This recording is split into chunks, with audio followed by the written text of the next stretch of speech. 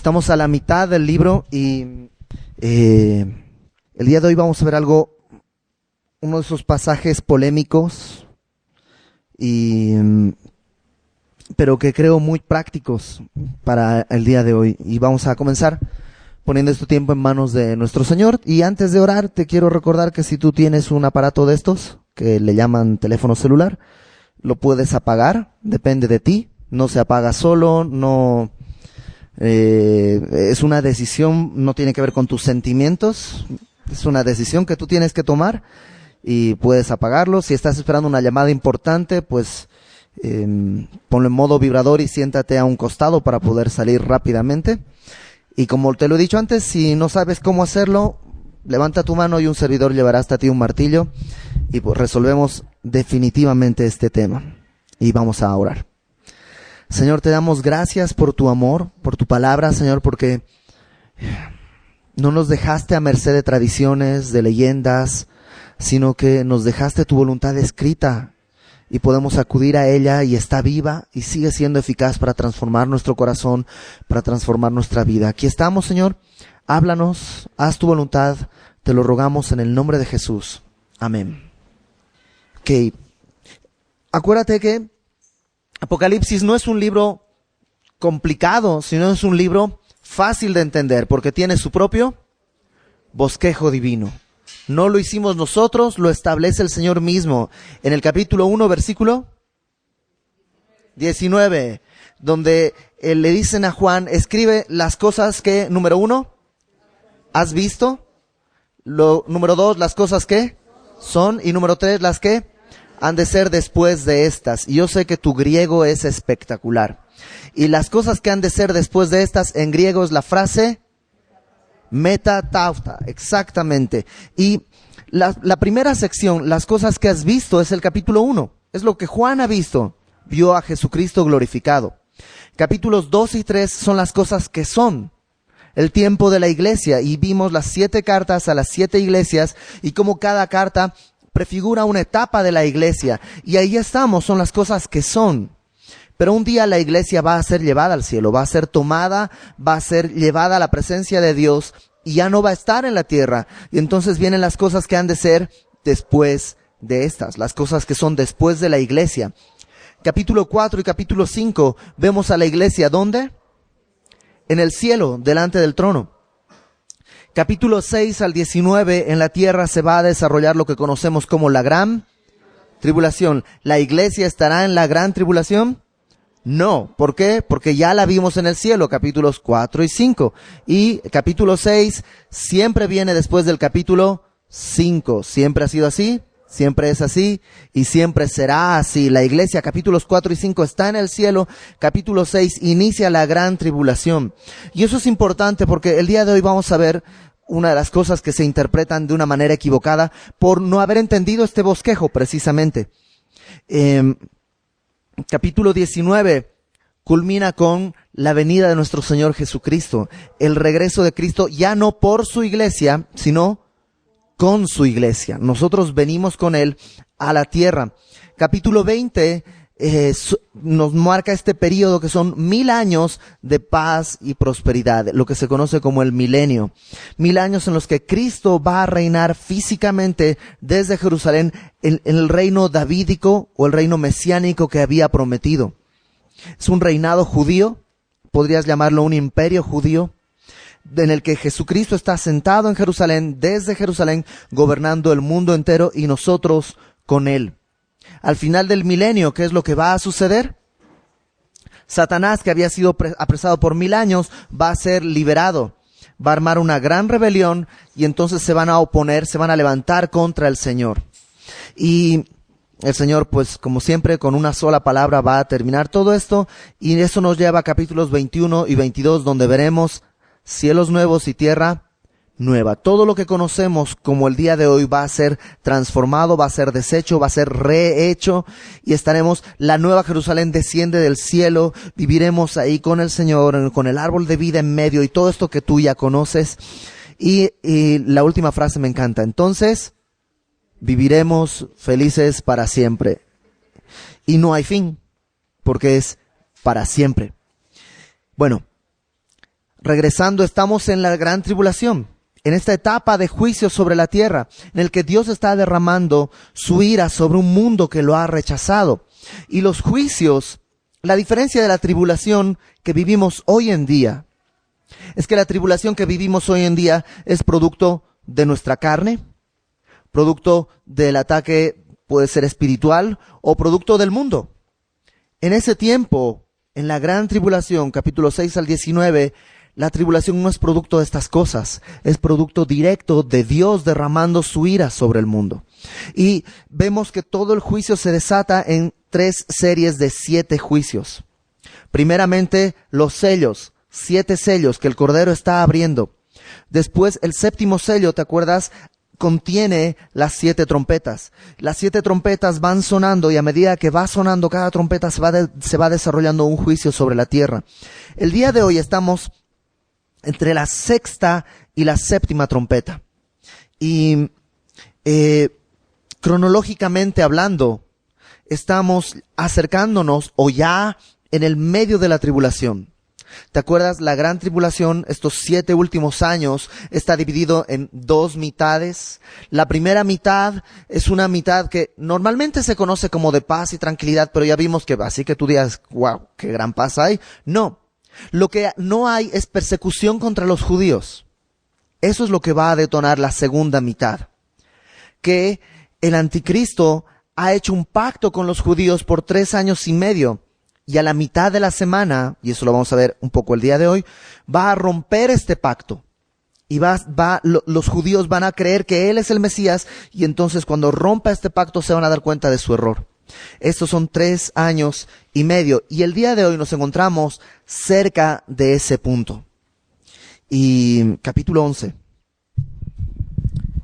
dice, entonces me fue dada una caña, está hablando Juan, me fue dada una caña semejante a una vara de medir, y se me dijo, levántate y mide el templo de Dios y el altar y a los que adoran en él. Se le da una vara. En aquella época no existía cinta métrica o algo así. Se medía con varas. Y la idea es que tiene que poner la vara y luego marcar dónde está y ponerla ahí, y así va a medir todo el templo.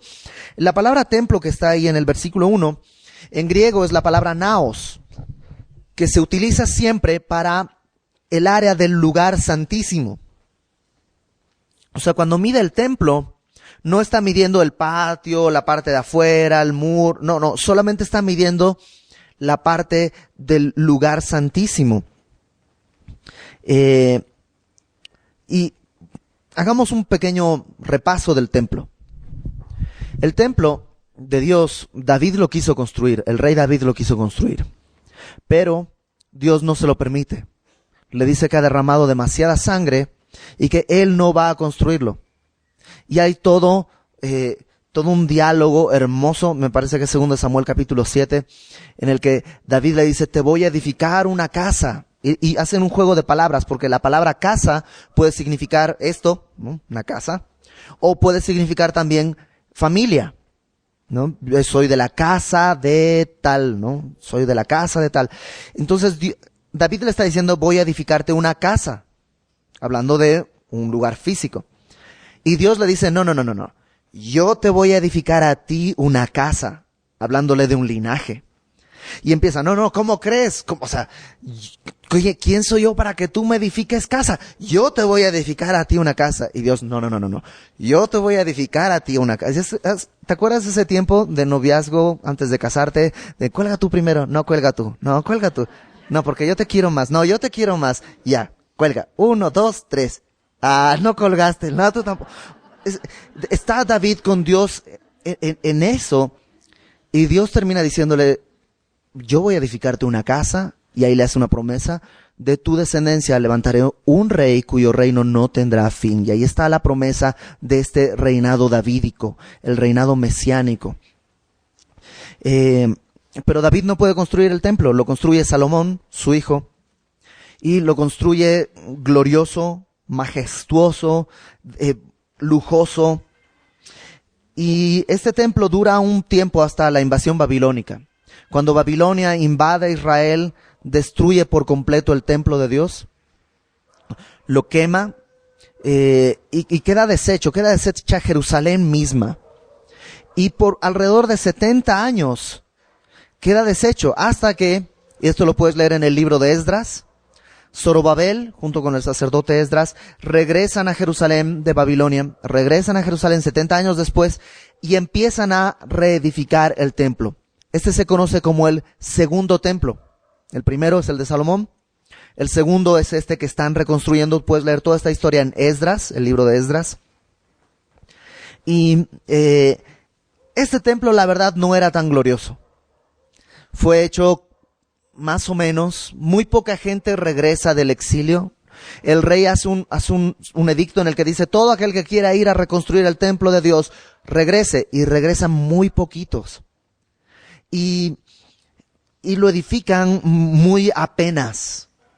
Tan chafita, por decirlo así, les queda que los ancianos, los que habían visto el primer templo, al ver el segundo templo, entran en una amargura y en un llanto terrible, porque después de haber visto la majestuosidad del primer templo, ahora ven algo así tan modesto, tan chiquito, que lloran y lloran. Y ahí viene una promesa en que les dice, el profeta dice, este templo tendrá una gloria mayor que la del primero. La gloria de este segundo templo será mayor. El primero estaba recubierto de oro y vino la gloria de Dios, la Shekinah, la nube, todo eso sí. Pero este va a ser más glorioso que el anterior. Y todos así como que, ¿a qué se refiere? Bueno, a ese templo iba a venir el Señor Jesucristo.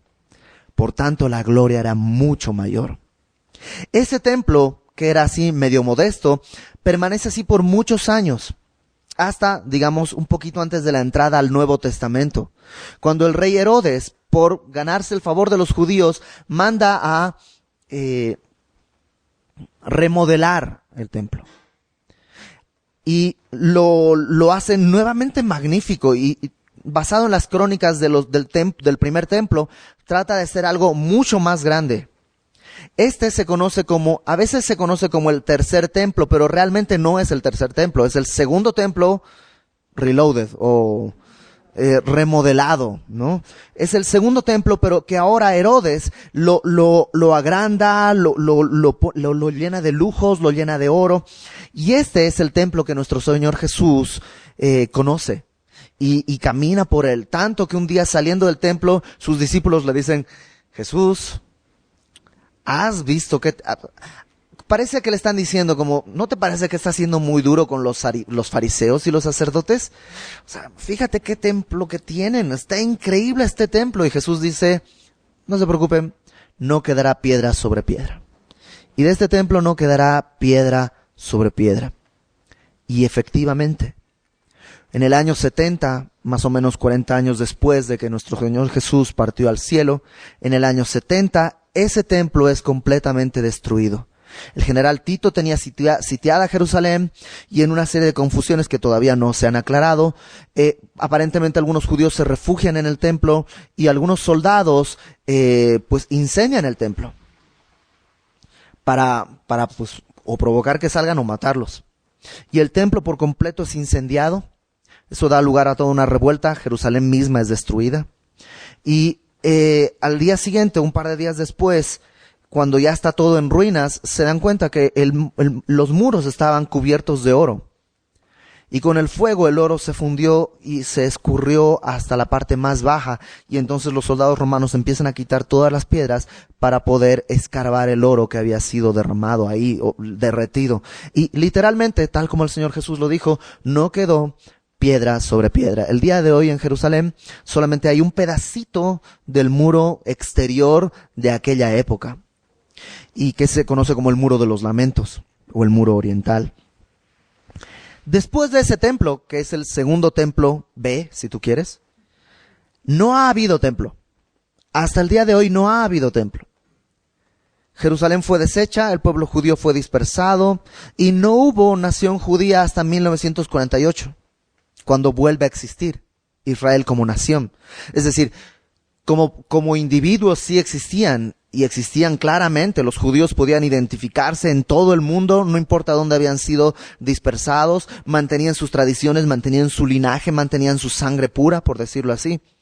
Pero como una nación establecida no existía hasta 1948, cuando vuelve a existir Israel. Y no ha habido templo hasta el día de hoy. El tema es que tiene que haber templo. Las profecías hablan de un templo. Y no solo en el Nuevo Testamento, en el Antiguo Testamento, Daniel en repetidas ocasiones habla de que habrá templo. Vamos a Mateo capítulo 24, por favor. En Mateo capítulo 24, versículo 15, es Jesús el que está hablando, o sea que sabe lo que está diciendo. Jesús mismo es el que está diciendo esto. Por tanto, Mateo 24, 15, cuando veáis en el lugar santo, y para que haya un lugar santo, tiene que haber el templo. Cuando veáis en el lugar santo la abominación desoladora de la que habló el profeta Daniel, el que le entienda, los que estén en Judea, etcétera, etcétera, etcétera, eso lo veremos un poco más adelante. Estudiaremos a fondo el capítulo 24 en nuestro caminar por Apocalipsis porque tiene mucho que ver.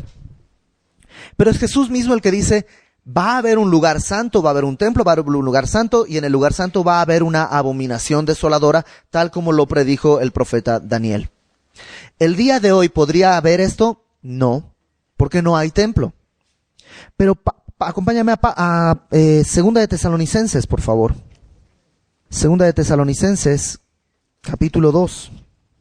Aparentemente había algunas personas ahí en Tesalónica que decían que Jesucristo ya había regresado.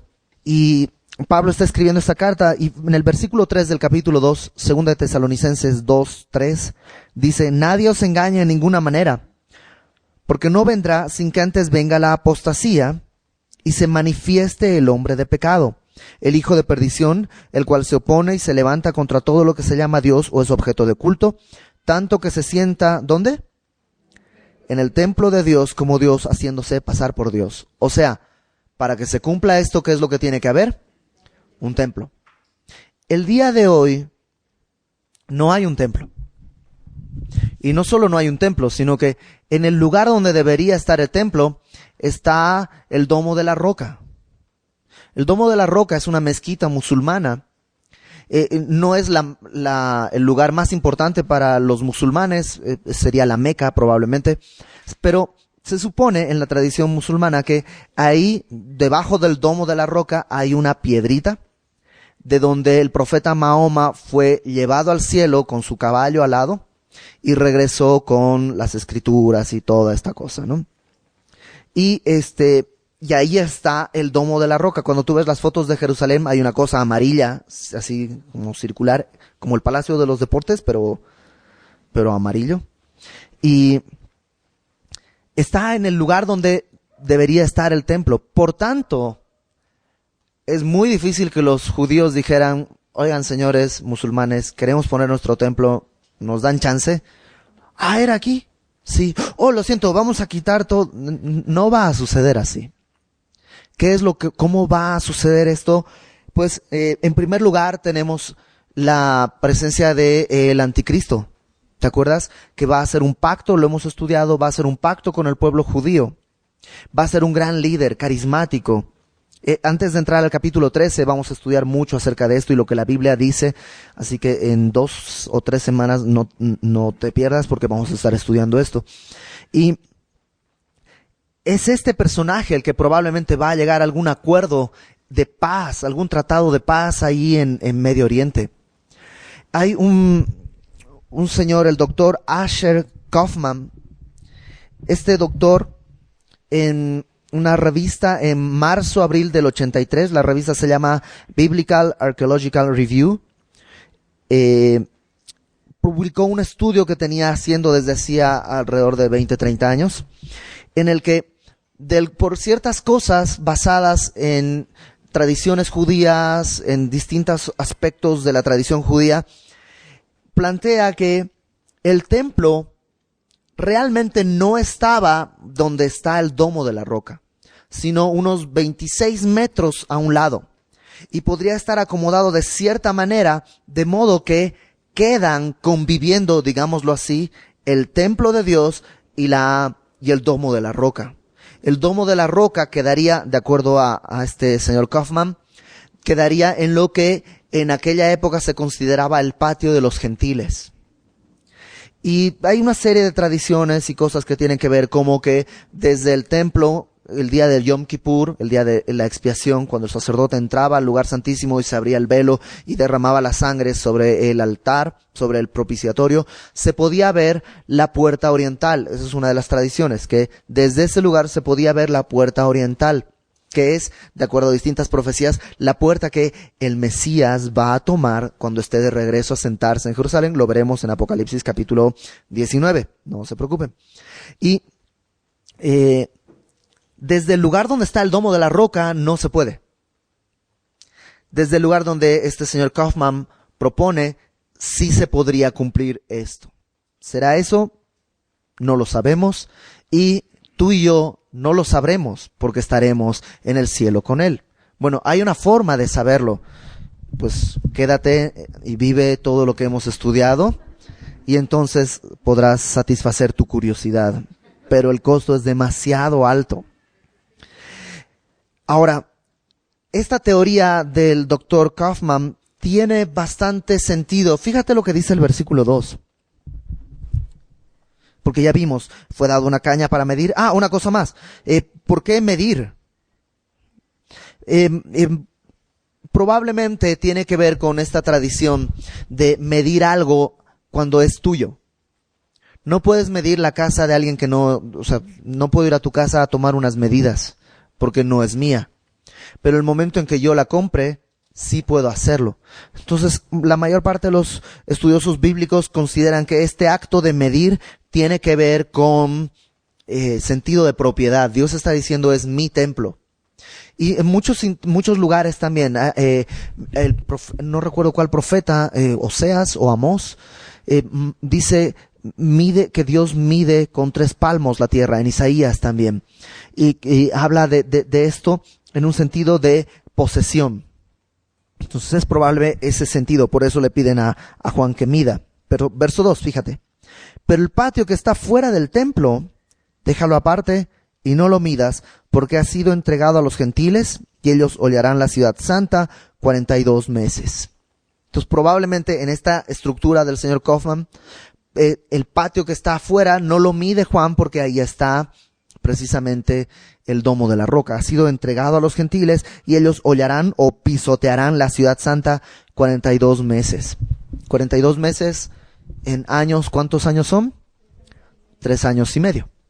Entonces por eso te digo, estamos seguramente a la mitad de esta etapa de la gran tribulación. De alguna manera Dios está diciendo, todavía los gentiles que están pisoteando la ciudad santa van a estar 3 años y medio más. Después de eso, se terminó. Versículo 3. Y aquí nos vamos a empezar a conocer a 2 personajes. Se los conoce como los 2 testigos. Fíjate, versículo 3. Daré a mis 2 testigos que profeticen 1260 días, vestidos de cilicio. Estos testigos son los 2 olivos y los 2 candeleros que están en pie delante del Dios de la tierra. Estos 2 testigos estarán, dice, 1260 días. Si tú lo conviertes en meses, a 30 días por mes, que es lo que los meses en la Biblia duraban, son, ¿cuánto crees? 1260 días, 3 años y medio. Aquí hay un tema en el que no se han puesto de acuerdo todos los estudiosos bíblicos.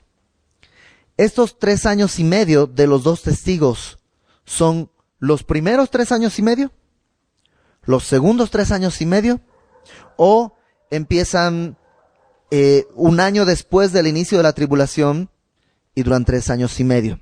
¿Sí me explico? O sea, son los primeros, la primera mitad, la segunda mitad o en medio de las 2 mitades. No hay una percepción. Yo creo que no pueden ser la segunda mitad, porque una vez que han muerto todavía hay cosas que siguen sucediendo. Y al final de la segunda mitad, ¿qué es lo que sucede? El regreso de Jesucristo. Entonces no creo que sean la segunda mitad. Puede ser la primera mitad o que un año y medio después, hayan arrancado su testimonio estos dos testigos. Están vestidos de cilicio, lo cual habla de luto, de arrepentimiento. Pero probablemente lo más extraño es que los presenta como son los dos olivos y los dos candeleros que están en pie delante del Dios de toda la tierra. ¿A qué se refiere con los dos olivos y los dos candeleros? Bueno, a nosotros nos es extraño, pero si tú dominaras el Antiguo Testamento, fueses un judío que entendía todo esto, lo entenderías de volada. En Zacarías capítulo 4, apúntalo, léelo luego completo en tu casa, yo solo te lo voy a platicar. Zacarías capítulo 4. Zacarías, el profeta, ve en visión dos candeleros, que son de estos judíos de 7 brazos, ¿no? Y cada brazo de estos que tiene una vela, tiene un tubo, una manguera, digámoslo así, conectada a un olivo, a cada lado. Entonces hay un olivo y el candelero. Y cada brazo tiene un tubo que está conectado al olivo, de este lado y de este lado.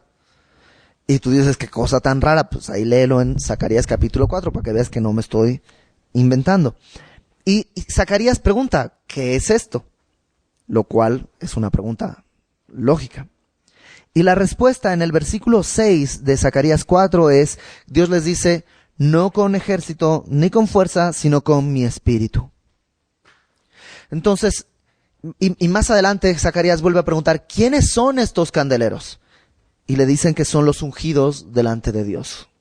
Y en ese caso está haciendo referencia a Josué, no Josué el que tiene el libro de Josué, sino el sacerdote Josué que está vivo en ese momento, y Zorobabel. Cuando Zacarías está profetizando en el tiempo que te dije, ¿te acuerdas que volvieron los judíos a reconstruir el templo después de lo de Babilonia? Ese es el tiempo de Zacarías. Zorobabel está ahí y en medio de la reconstrucción hay un desánimo total. ¿Te acuerdas que te dije? Hay una amargura, está muy feo, no sé qué. Hay un desánimo total, desánimo con los gentiles, desánimo en todas partes. Se detiene la construcción del templo por muchísimos años y entonces viene todo este asunto de la profecía para encender el corazón del pueblo. Y Dios les dice, no lo van a hacer en sus fuerzas. Y habla de esta profecía poniendo a Zorobabel y a Josué como estos dos candeleros. ¿Por qué están con mangueras a los olivos? Porque claramente en la Biblia el olivo y el aceite del olivo representa al Espíritu Santo. Estos candeleros tenían que ser encendidos con aceite de oliva que tenía una cierta preparación y todo. Entonces era todo un trámite, agarrar las olivas, machacarlas, hacer esto, sacar el aceite, ponerlo ahí, ponerla allá. Tenía que hacerse constantemente. Pero en el caso de estos dos candeleros no era necesario, porque estaban conectados directamente al olivo.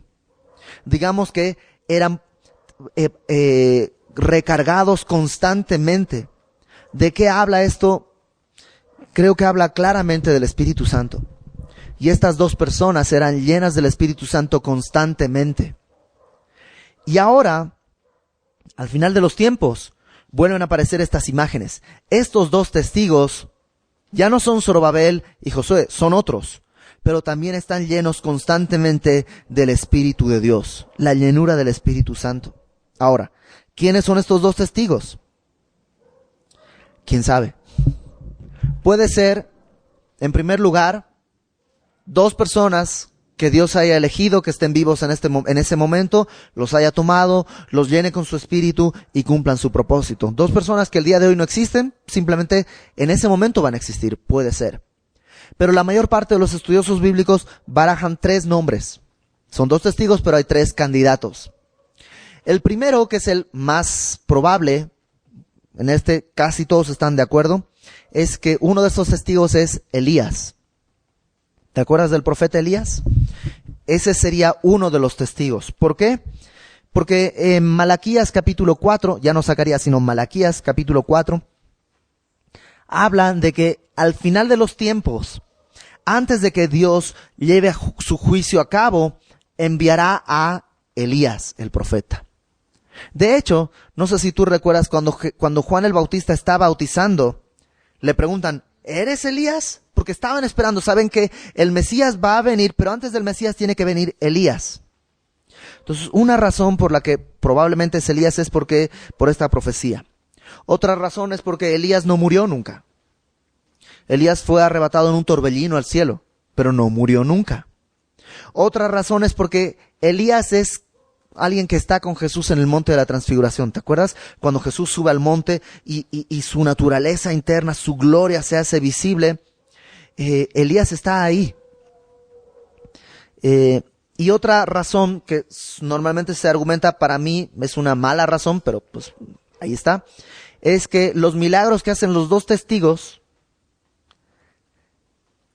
son muy parecidos a los que hizo Elías. Descender fuego, etcétera, etcétera. Ahorita vamos a ver.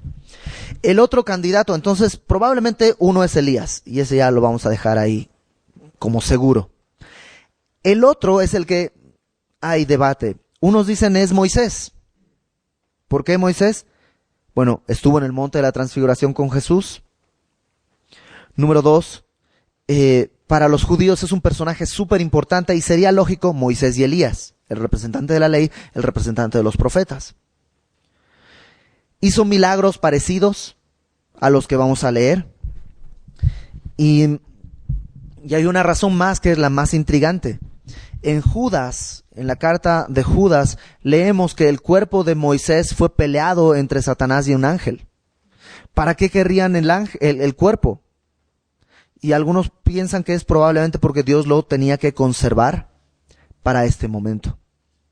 ¿Dónde fue enterrado Moisés? Nadie lo sabe. Solo se sabe que subió al monte a morir y que Dios mismo enterró su cuerpo. Y luego sabemos que hubo este pleito. Entonces es probable que sea Elías uno, Moisés el otro.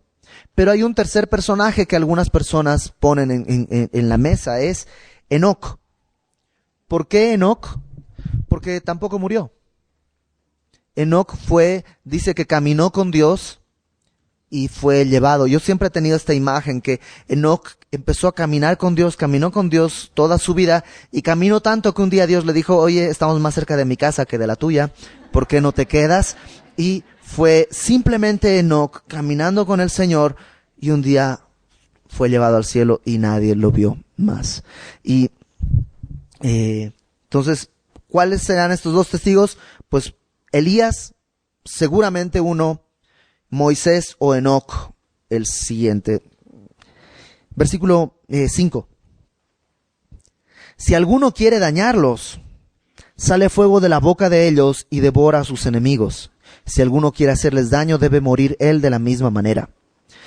Ese asunto del fuego, algunos por eso dicen, debe ser Elías, porque Elías también hacía descender fuego para consumir a quienes querían atraparlo. Lo importante es que nadie los puede dañar. Sale fuego de la boca de ellos. Devora a sus enemigos. Y también un poquito como botellita de Jerez, ¿no? Todo lo que les hagan les sale al revés. Porque si alguien quiere hacerles daño, el que quiere hacerles daño debe morir de la misma manera. Entonces, ahí están los dos testigos. ¿Te imaginas en Jerusalén? Dos personajes vestidos de cilicio, cosa que el día de hoy no es común, de una ropa áspera, distinta, profetizando, hablando, predicando, y de pronto alguien quiere hacerles daño, alguien corre con una escopeta, con una ametralladora a tratar de... O sea, y son personajes que están ahí, son reales, de carne y hueso, no son espíritus, son personas de verdad. Fíjate el versículo 6. Estos tienen poder para cerrar el cielo a fin de que no llueva en los días de su profecía, y tienen poder sobre las aguas para convertirlas en sangre y para herir la tierra con toda plaga cuantas veces quieran. Y te das cuenta que se parecen a Elías y a Moisés. Elías cerrando, dice Santiago que Elías adivina cuánto, 3 años y medio hizo que no lloviese. Podría ser. Y Moisés fue el que convirtió el Nilo en sangre y el que llamó las plagas sobre Egipto. Versículo 7. Cuando hayan acabado su testimonio, la bestia que sube del abismo hará guerra contra ellos y los vencerá y los matará. Ahora vamos a hablar de la muerte, porque son personas. ¿Cuándo van a morir? Si son inmunes, nadie puede dañarlos. Si alguien quiere dañarlos de una manera, muere de esa manera. ¿Cuándo mueren? Versículo 7, cuando hayan acabado su testimonio. La muerte está en manos del Señor. Dios dice, ok, ya terminaron, y entonces mueren. No depende de la bestia que sube del abismo, depende de Dios mismo. La bestia que sube del abismo es la primera mención que se hace al anticristo de esta manera, como la bestia. Y en el capítulo 13 vamos a estudiar mucho más a detalle por qué se le llama la bestia y todo esto. Entonces, mueren. ¿Cuándo? Cuando Dios determina. ¿Dónde? Versículo 8. Sus cadáveres estarán en la plaza de la grande ciudad, que en sentido espiritual se llama Sodoma, y Egipto, donde también nuestro Señor fue crucificado. ¿Dónde fue crucificado nuestro Señor? En Jerusalén. Entonces, ahí es donde van a estar. Es chistoso porque es presentada como la grande ciudad, si te das cuenta. Pero eso es a los ojos humanos.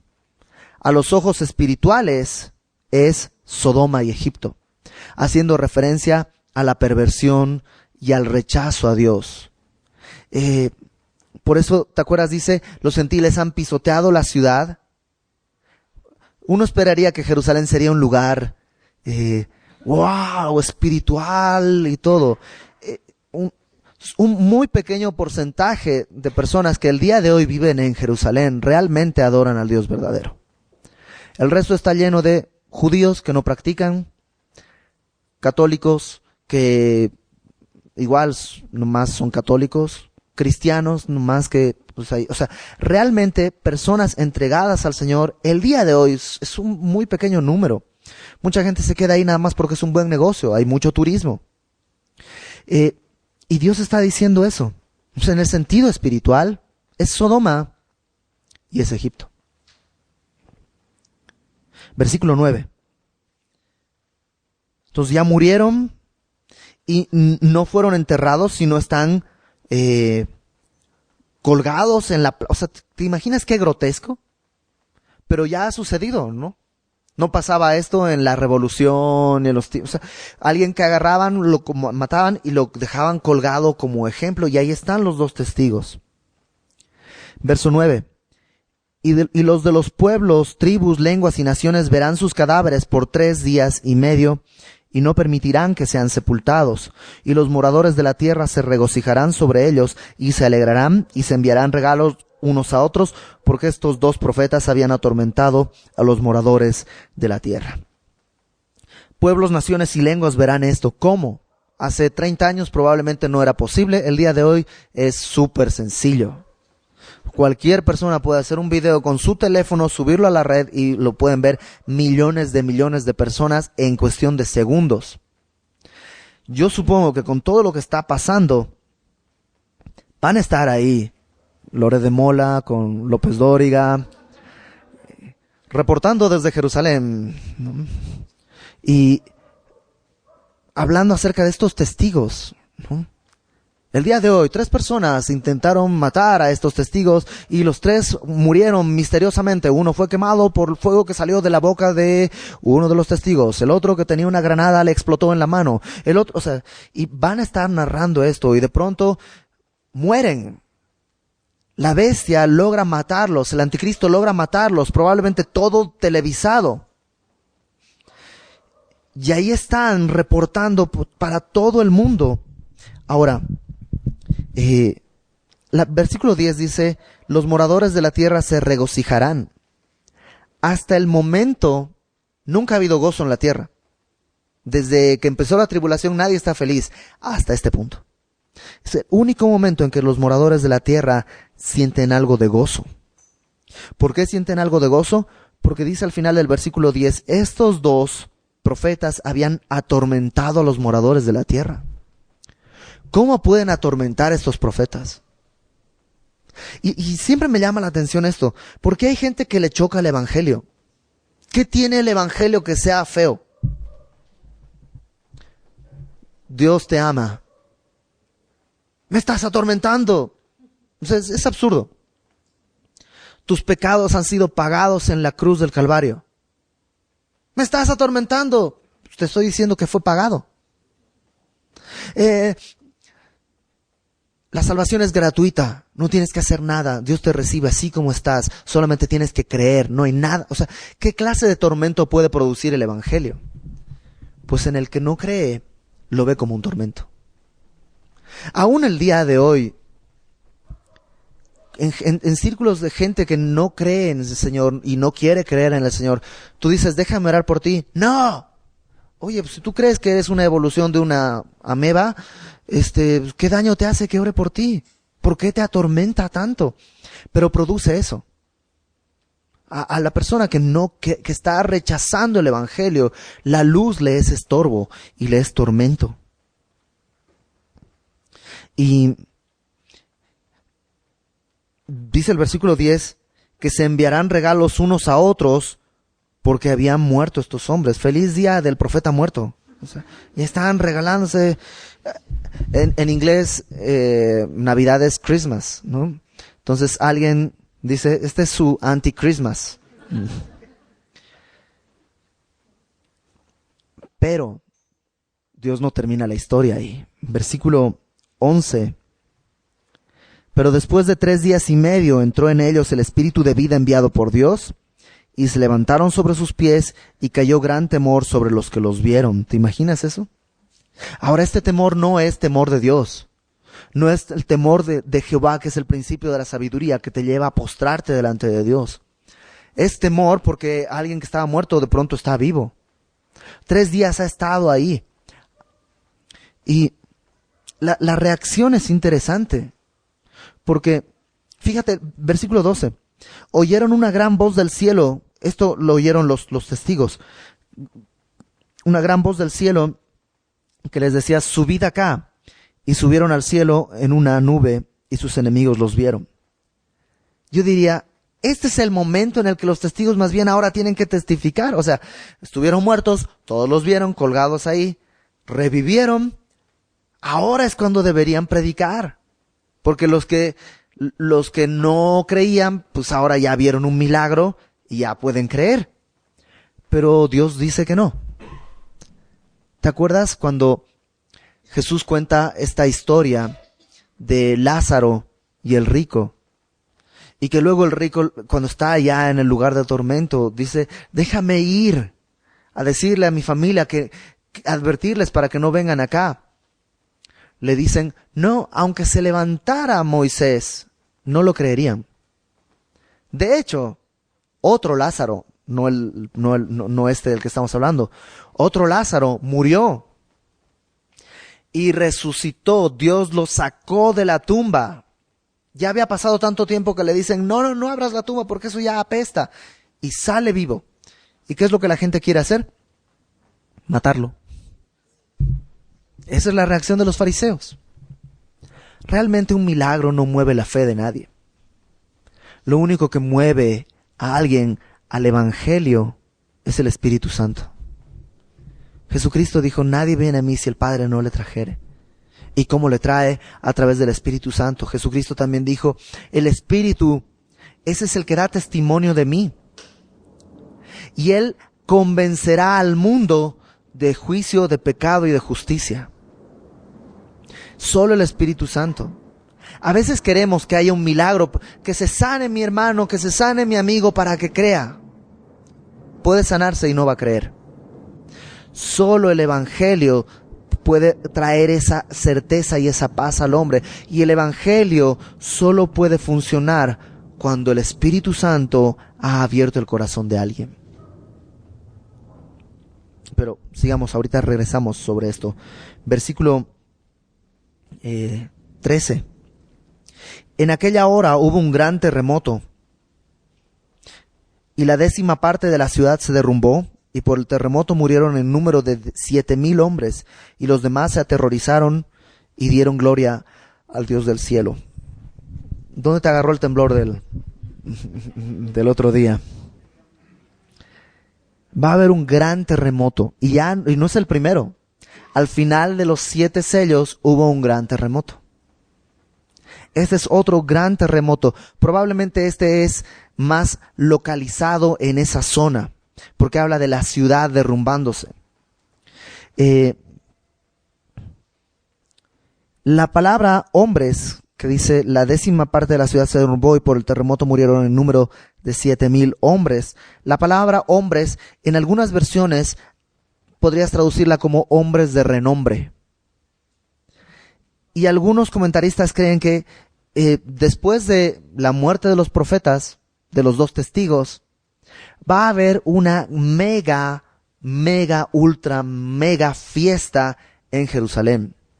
Y probablemente tendremos ahí, celebrando la muerte de los que atormentaban a la tierra, tendremos esta noche, Madonna, estará Bono, y los que creen que es cristiano están leyendo una Biblia equivocada, estará no sé quién, y todos los artistas, los grandes artistas probablemente ahí, cantando, haciendo todo este show, porque cuando habla esto de hombres de renombre, pareciera que habla de esto, personas dignatarios, personas muy importantes, que están seguramente ahí festejando la muerte de estos 2 testigos. Y los demás se aterrorizaron y dieron gloria al Dios del cielo. Algunos a partir de esto creerán. Por eso creo que está hablando de un lugar específico, no en toda la tierra. Ok, tú dices, ¿y esto? Versículo 14. El segundo ay pasó, he aquí el tercer ay viene pronto. ¿Te acuerdas que dijimos, no has visto nada? Bueno, todavía no ha terminado. No ha terminado. Pero ¿y qué tiene para nosotros esta porción el día de hoy? Tú y yo hemos sido llamados a ser testigos del Señor. Probablemente no somos inmunes. Quisiéramos, ¿no? Quisiéramos ser inmunes. ¿Alguna vez le has testificado del amor de Dios a alguien y te han bateado así durísimo? A mí fue la primera vez que le testifiqué del evangelio a alguien, me megabatearon tan feo que me costó volver a abrir mi boca. O sea, me dio, una mezcla de rencor, de coraje, de vergüenza, de así, chale, no puedo, y se supone que ya creía, una mezcla de humillación, porque te hacen sentir, ¿tú crees en eso? Eso es un cuento de hadas. Nosotros los científicos, nosotros los inteligentes creemos en cosas que son verdaderamente científicas, ¿no? La vida no comenzó acá. ¿Cómo crees que alguien creó las cosas? No, en el principio no había nada y de pronto explotó. Entonces, ok. Pero yo recuerdo, mi deseo era, Señor, haz caer un rayo sobre esta persona para que aprenda. Y cuesta aprender a quitarte ese canal. No somos como estos testigos que nada los puede tocar. Ellos sí. Hasta que Dios diga, basta.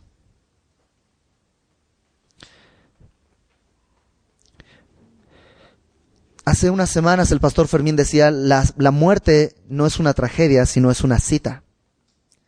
El tema es, ¿cuándo es mi cita? ¿Cuándo me toca a mí el acudir a esta cita? Bueno, ¿quieres saberlo? Te lo puedo decir exactamente el día que termines de dar tu testimonio. Porque entonces ya no es necesario que estés aquí. Eso quiere decir una cosa. Toca aquí tu cuello. Si tienes pulso, si estás respirando, tienes un propósito. Dar testimonio del Evangelio de Cristo. Yo sé que a veces dices, es que es difícil. Es difícil. Es locura. No es difícil, es locura. Pero para los que se salvan es poder de Dios. Y puede ser que en tu vida, en toda tu vida, le has compartido el Evangelio a 50,000 personas y uno ha creído. Dios te puso ahí a practicar 50,000 veces para ese uno. Y ese uno es valioso para el Señor. Ahora tú y yo no sabemos cuál es. Que tenemos que, a todo el que se atraviese, comparte el Evangelio. Esa es nuestra meta. ¿Qué otro propósito tienes aquí? ¿Acumular riquezas? Se van a quedar. acumular poder, de todos modos se va a quedar. Todos los poderosos, o sea, comparten tumba el poderoso y el débil, el rico y el pobre. Ahí están uno al lado del otro en el cementerio. Nuestro único propósito es predicar el evangelio. Y hay una sola forma de predicar el evangelio. Viviendo de la manera en la que Dios dice. Estos dos extremos son peligrosos. Hay unos que dicen, no hables, solamente vive. Bueno, vivir es importante, pero necesitas abrir la boca. Es tan absurdo vivir sin hablar el evangelio como aquel que habla el evangelio pero no lo vive. Uno y otro son absurdos y son falsos. Tienes que vivir una vida en santidad que haga que el evangelio que hablas sea creíble. No hay peor tragedia que alguien te diga, ¿a poco tú eras cristiano? Eso quiere decir que nunca abriste tu boca y nunca te vieron distinto. Y necesitamos esto. No lo necesita Dios. Dios no nos necesita. Él puede hacer todo Él puede rescatar a gente sin ayuda de nadie más. Nosotros lo necesitamos. ¿Por qué? Porque ¿quieres vivir bien? ¿Quisieras tener espíritu en ti y vivir bien? Testifica del Señor por donde vayas. Estos profetas estaban 3 días muertos, pero por haber estado testificando, Dios dice, ok, ahí va espíritu, y empiezan a caminar. O sea, es como una paradoja. Para vivir como el Señor me pide, ¿qué tengo que hacer? Morir. No buscar mi vida, sino perderla por causa del evangelio. Para vivir como el Señor me pide, yo necesito morir. Para cuando he muerto, Dios me da vida. Pero no es la que tenía, es una distinta.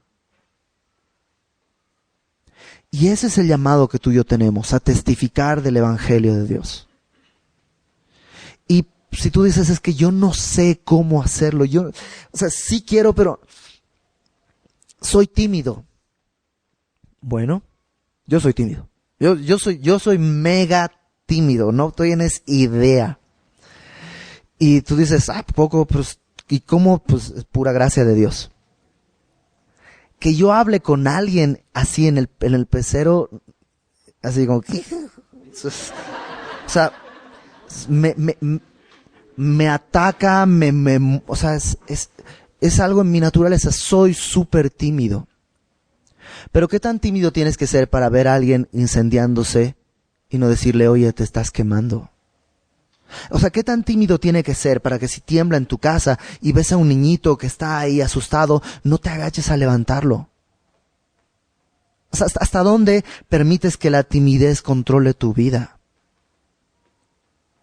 Ok, ¿no te animas a hablarle a alguien en la calle desconocido? Está bien, pero háblale a los que conoces. Y hay muchas formas.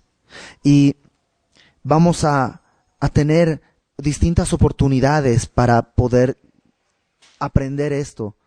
Como parte del Instituto Bíblico, no este mes, sino probablemente el próximo o el que sigue, vamos a tener nuestros cursos que normalmente hacemos, el de cómo hacer tu devocional, cómo orar y cómo compartir el evangelio. Y hay técnicas que te pueden ayudar. Si tú eres tímido, si te trabas, así eres de los que para hablar se te traba la lengua, puede suceder, es parte de nuestra naturaleza, parte de nuestras características, puede ser. ¿Dios es superior a eso? Claro que sí. Y hay técnicas que te pueden ayudar a eso, que no hacen que el evangelio sea falso. Simplemente te ayudan a superar estas cosas. Entonces, si no sabes cómo, practica. No lo vas a aprender si no practicas. Ahí está, Isaac está por ahí. Los jueves estamos yendo a predicar al hospital infantil. Habla con él para ver qué puedes hacer. A lo mejor dile, ¿sabes qué? Yo soy tímido, quiero ir a ver cómo se hace. Pero hazlo, toma una decisión, testifica del evangelio de Dios. ¿Qué puede pasar en este país? Que te saquen la lengua. y te digan, nada más. Estuviéramos en otro país que peligraría tu vida, peligraría tu integridad, tu familia. Ok, pero aquí no puedo, o sea, lo peor que puede pasar es que te digan, ¿sabes qué? Eres un idiota, no me interesa. Es lo peor, o sea, ¿qué más que eso? Que te griten, que te insulten. Es lo peor que puede suceder. Y estaría chido, tu orgullo a lo mejor pues, tiene que ser aplastado, un baño de humildad de vez en cuando es bueno. Entonces, muere para poder vivir. Una última cosa. Son 2 testigos. ¿Dios pudo haber elegido 200 millones? Sí, pero eligió 2. Para todo un mundo que tiene 7 años de caducidad y que se va a acabar, y no más 2, Señor. ¿No te parece que estás haciendo mal las matemáticas? Bueno, no. Él arrancó con 12. Para un mundo entero. Si tú haces cuentas, y hay algunas personas que han hecho estos cálculos, en un periodo de 30 años, si hicieras una campaña en un estadio cada día con un montón de convertidos por día, y así por 30 años, todos los días un estadio lo llenaras con gente distinta y cada día un montón de gente que se convierte, sí, 30 años, no lograrías lo que conseguirías con una persona en un año compartiéndole a una persona. Segundo año ya son 2, compartiéndole a 2 personas. Segundo año ya hay 4. Tercer año ya hay 2, 4, 6, 8. Y así vas multiplicando. En 30 años tienes un número mucho más grande. Dios ha establecido la forma de la vida, la convivencia como la principal arma para el evangelio. Y solo necesitas 2 cosas. Haber conocido del Señor y haber entendido la voluntad del Señor. El Espíritu Santo hace el resto. Entonces, pues vamos a orar. Y si tú no te has animado nunca a compartir el evangelio, si tú lo has hecho y te han bateado y como yo pasaste un ratote así, como que pues ya no lo quiero hacer, ya me da pena, ya me da vergüenza, Dios puede vencer todas esas cosas. Vamos a orar. Señor, te damos gracias, primeramente por el privilegio que nos das de tomar el tesoro del evangelio y poder ofrecérselo a otros. Un privilegio, Señor, que tú no le has dado, no se lo has entregado a ángeles, a seres celestiales, sino solamente a nosotros, personas, Señor, defectuosos, algunos sin carácter. Pero, Señor, tú has decidido hacer morar tu tesoro en vasos de barro. Y aquí estamos, Señor, vasos de barro. Ayúdanos a cumplir este propósito. Y si el día de hoy tenemos vida, a dar testimonio de tu gracia una vez más. Y si mañana nos prestas vida, Señor, una vez más. Así hasta el día en que podamos escuchar de ti, sube acá. O seamos llevados a tu presencia en un cerrar de ojos, Señor, a este mundo. Señor, te pido, ten misericordia de aquellos que somos tímidos, de aquellos que nuestro carácter, nuestra educación, nuestro pasado, nuestro temor, lo que sea, ha bloqueado el ser un canal de tu amor para otros. Ten misericordia, Señor, y tú eres poderoso para voltear esto. No queremos ser como Billy Graham, compartiéndole a 50 millones de personas. Queremos ser como tus discípulos que compartían simplemente a los que se topaban en el camino. Haz tu obra en nuestras vidas, Señor. Y si tú tienes a bien que alguien venga al conocimiento de tu gracia por conducto de nosotros, Señor, será de gozo. La gloria es tuya. Solo queremos gozarnos con tu obra. Ponemos en tus manos nuestras vidas en el nombre de Jesús, nuestro Señor. Amén.